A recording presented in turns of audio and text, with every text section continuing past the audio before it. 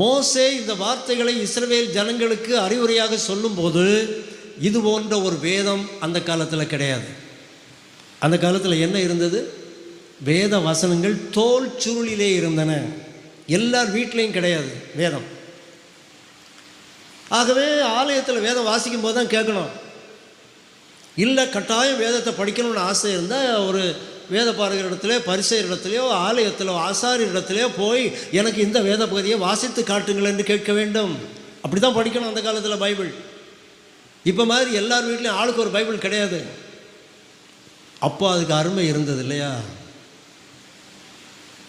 ஆகவே தான் சொல்லுகிறார் மோசே, உட்கார்ந்து இருக்கிற போது பேசு, நடக்கும்போது பேசு, படுக்கும்போது பேசு, எழும்பும்போது பேசு, அவைகளை உன் கைகளிலே அடையாளமாக கட்டிக்கொள், கண்களின் நடுவே ஞாபக குறியாக வை.